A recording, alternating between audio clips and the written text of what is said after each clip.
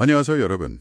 오늘 딥다이브에서는 우리가 기억을 어떻게 꺼내 쓰는지, 특히 아세틸콜린이라는 뇌 화학 물질이 여기서 어떤 역할을 하는지 한번 깊게 파헤쳐 보겠습니다. 네, 안녕하세요. 저희가 받은 자료가 이 아세틸콜린과 기억 메커니즘에 대한 심층 분석 보고서인데요.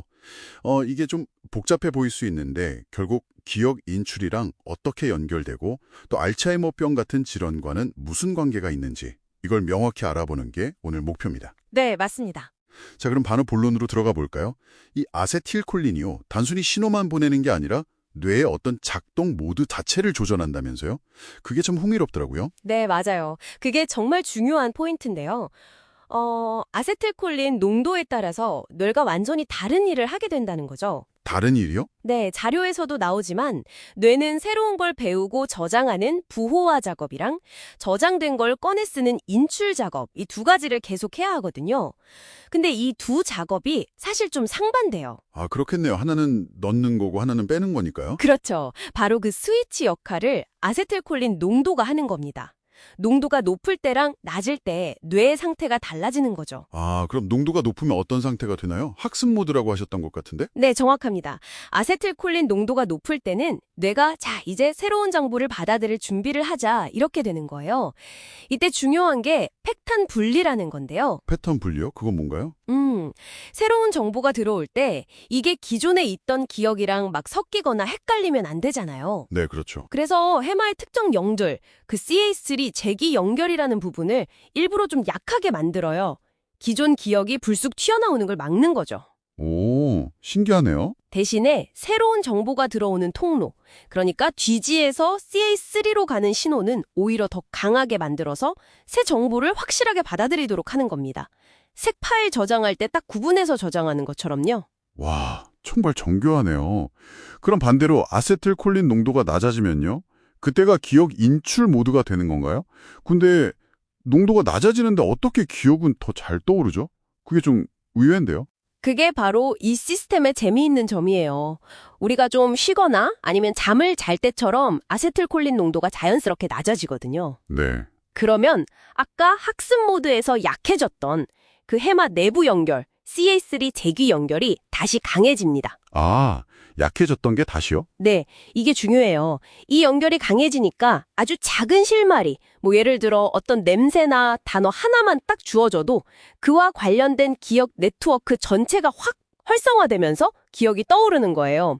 이걸 패턴 완성이라고 부릅니다. 아, 마치 퍼즐 조각 몇 개만 보고 전체 그림 맞추는 것처럼요? 맞습니다. 딱 그거죠. 불완전한 정보로도 전체를 복원해내는 능력.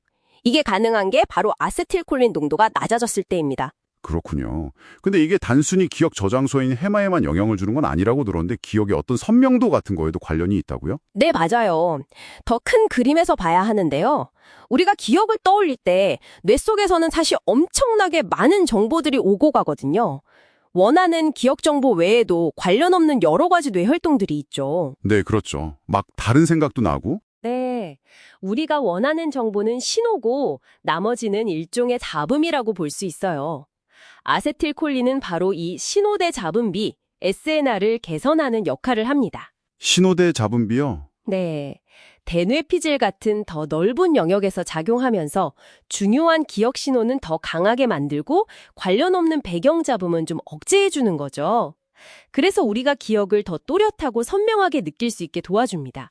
라디오 주파수 잘 맞추면 소리 깨끗해지는 거랑 비슷해요. 아, 이해됐어요. 이게 그러니까 알츠하이머병이랑 연결되면서 정말 중요해지는 거군요. 환자분들 기억력 문제랑요. 그렇습니다. 알츠하이머병의 여러 특징 중 하나가 뇌에서 아세틸콜린을 주로 만들어내는 곳, 기저전뇌라는 영역의 신경세포들이 손상된다는 점이에요. 아, 거기서부터 문제가 생기는 거군요. 네. 생산 공장이 망가지니까 당연히 뇌 전체적으로 아세틸콜린 공급이 줄어들고 이게 기억력 저하의 중요한 원인 중 하나로 지목되는 거죠. 이게 바로 콜린성 가설입니다. 그래서 알츠하이머병 치료제 중에 이 아세틸콜린 양을 늘려주는 약들이 있는 거군요. 네, 맞아요. 도네페질 같은 약들이 대표적인데요. 아세틸콜린을 분해하는 효소, ACHE라고 부르는 것의 작용을 막아서 결과적으로 뇌 속 아세틸콜린 양을 늘려주는 방식으로 작동합니다. 효과는 어떤가요? 인지 기능을 어느 정도 개선하는 데 도움을 줄 수는 있습니다. 하지만 이게 병의 근본적인 원인을 치료하는 건 아니에요. 증상을 완화하는 데 더 가깝죠. 근본 원인은 아니군요. 네. 알츠하이머병의 핵심 원인으로 여겨주는 건 보통 베타 아밀로이드나 타우 단백질 같은 것들이잖아요. 이 약들은 그걸 직접 해결해 주진 못해요.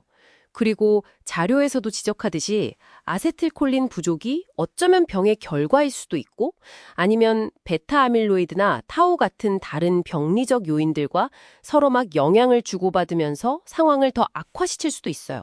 이게 굉장히 복잡하게 얽혀 있다는 거죠. 그렇군요. 치료가 그래서 어려운 거네요. 네, 맞습니다.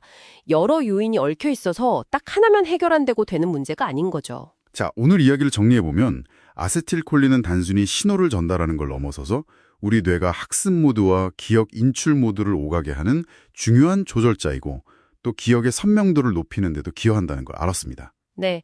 그리고 알츠하이머병 같은 질환에서는 이 시스템에 문제가 생기는 것이 기억력 문제와 깊은 관련이 있지만 동시에 이게 전체 그림의 일부일 뿐이라는 점도 중요하고요. 네, 복잡한 상호작용이 있다는 점까지 짚어봤습니다. 자, 그럼 오늘 저희가 나눈 이야기를 바탕으로 여러분께서 한 번 더 생각해 보시면 좋을 질문을 던져볼까 합니다.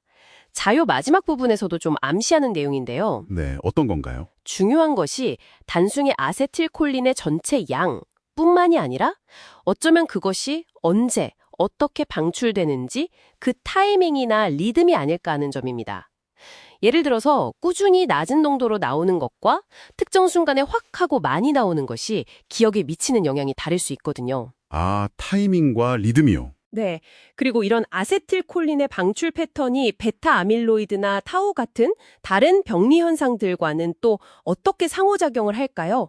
어쩌면 건강한 기억을 유지하는 비결이 바로 이 아세틸콜린의 역동적인 리듬에 숨겨져 있을지도 모릅니다.